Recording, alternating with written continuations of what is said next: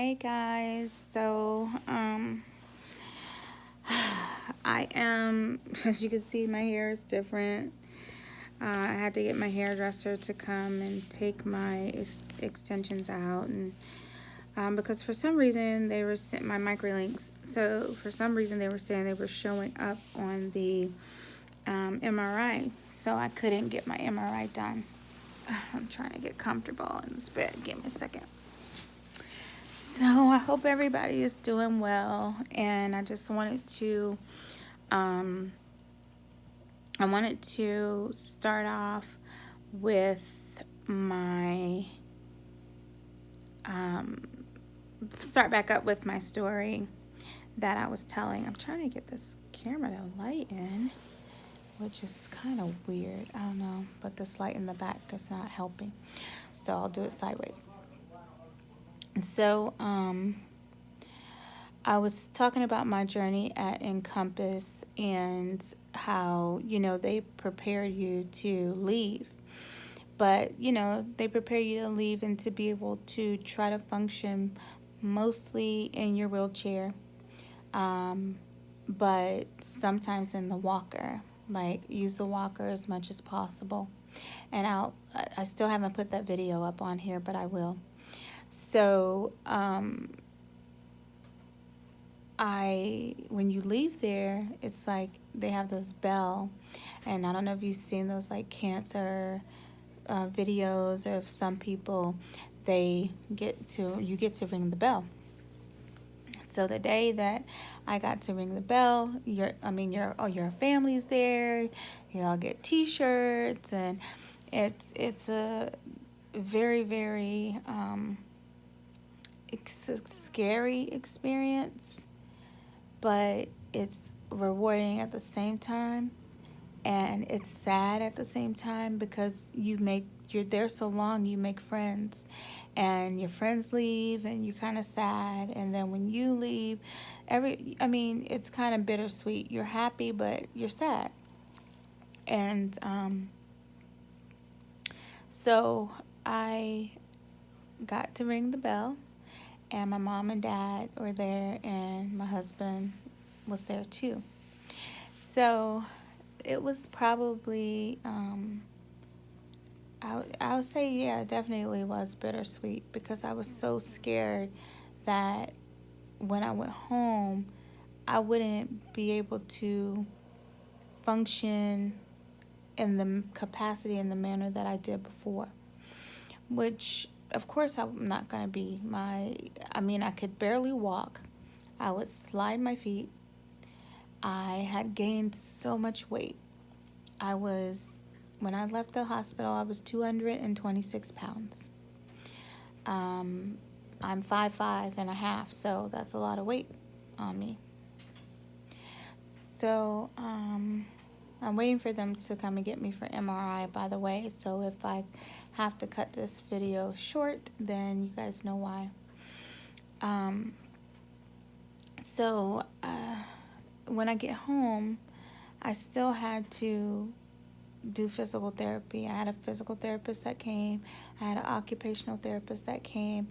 I had to stay. I have two living rooms in my house, and one of them I had to change into my bedroom. So my bedroom and my bathroom. I had a hospital bed, and I had a bedside commode, and that's where I lived. I was in my house, but it still wasn't normal, because I was downstairs and my husband was upstairs in our bedroom. And so it was plenty of nights when I cried. I just cried so bad. Like, for God, like, why did you have this done to me? And, a lot of people came to the hospital, and they kind of told me already that, my story was so unique, and I was going to reach a lot of people with my message and awareness. And I didn't do it like right after I got out of the hospital last time like I was supposed to. I just started to do it when I was in the hospital this time. And I think I started to do it this time because I literally almost died. Um, my body was completely out of blood when I got here this past Friday. So um, it's just crazy. So now let me talk about a little bit more about being at home. So everything is hard for you. You can't reach stuff. You can't cook. You can't. So I had to have an aide. And I just happened to have one of the best aides that I could get. I went through, I think, maybe 2 or so before her. And every time, if I changed the agency, if I changed insurance, whatever, she came with me. Every time I was in the hospital, she came. She wasn't getting paid. She didn't have to come, but she did. And she still does. And so today, she's my godmom, and her name is Mercy. And she treats me no different than she treats her other children. If I need something, I can call her.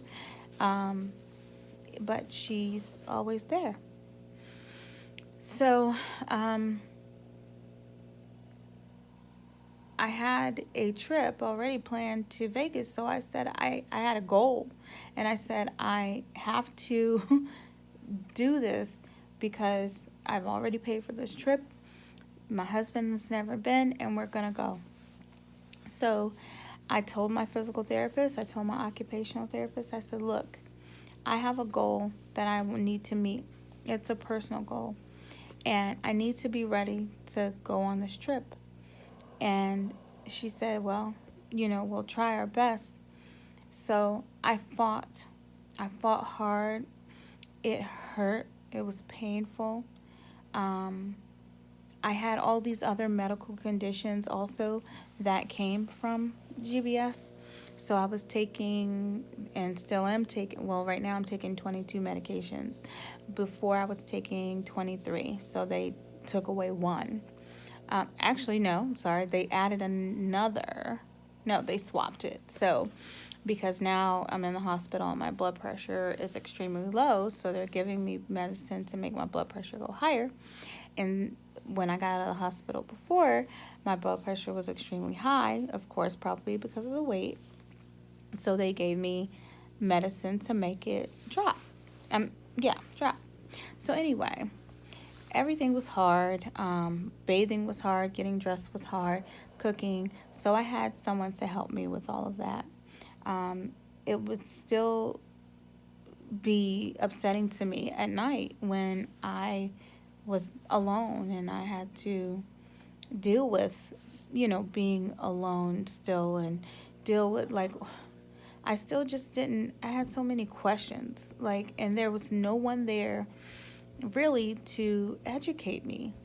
So I had to educate myself and to look where this disease actually comes from, and why are they not telling people?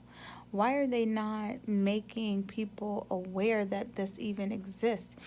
It's sad because even the doctors at the hospitals that I went to, and these are neurologists. Now, this is a neurological disease or syndrome.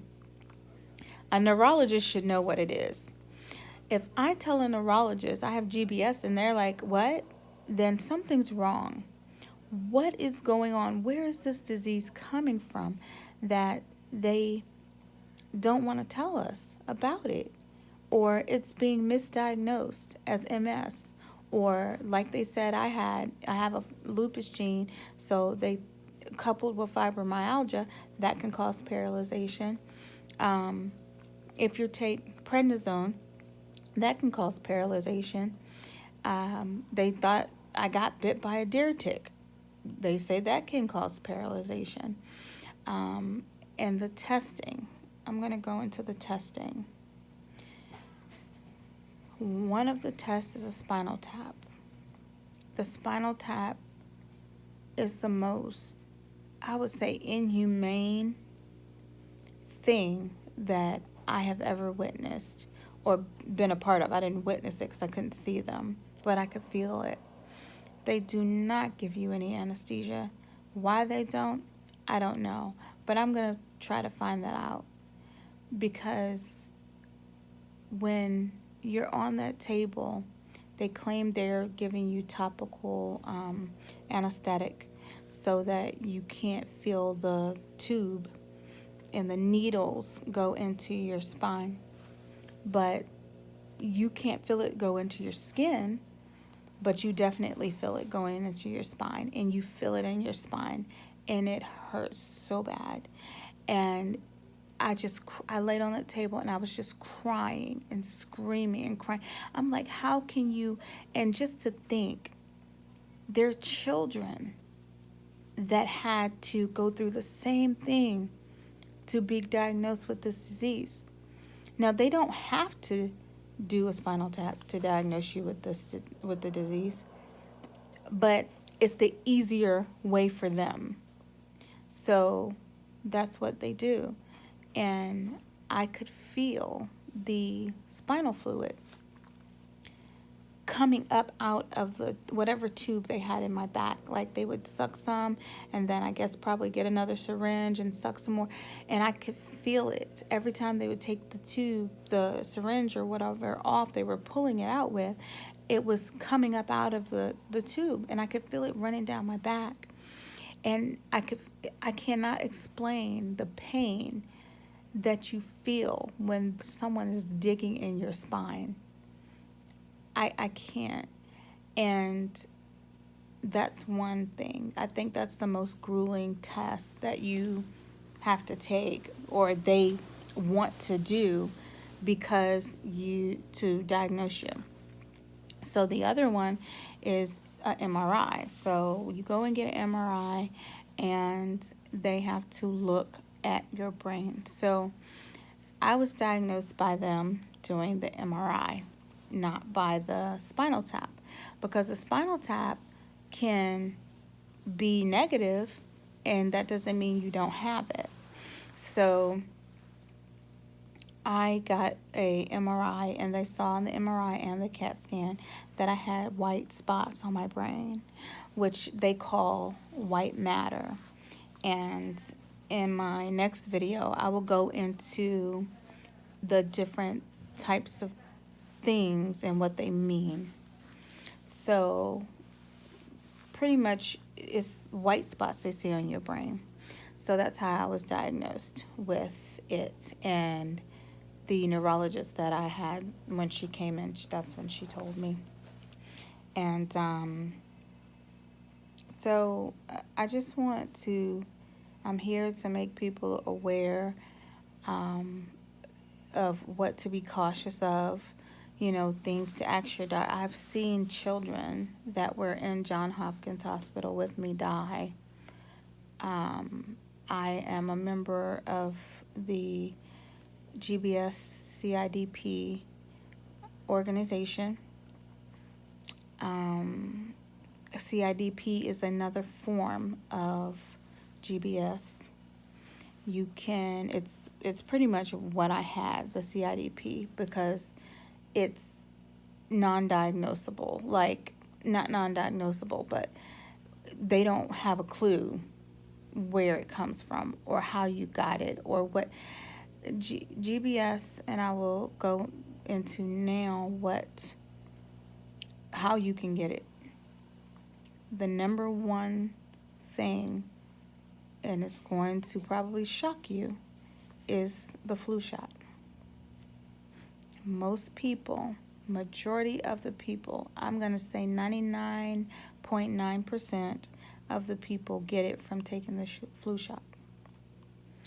So I don't take a flu shot.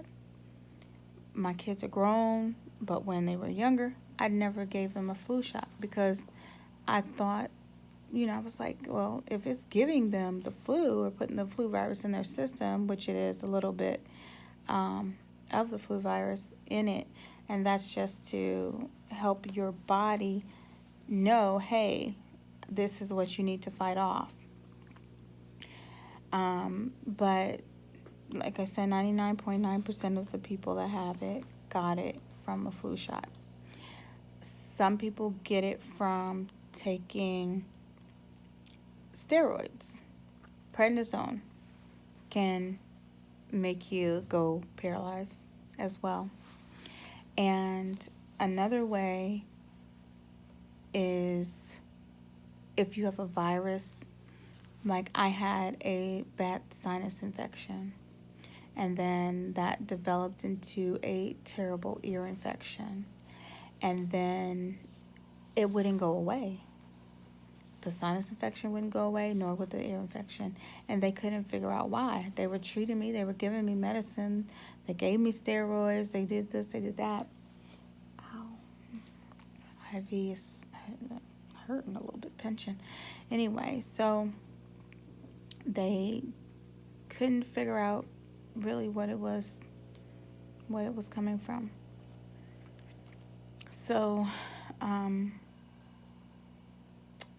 I am about to spend, I've been on here for 15 minutes.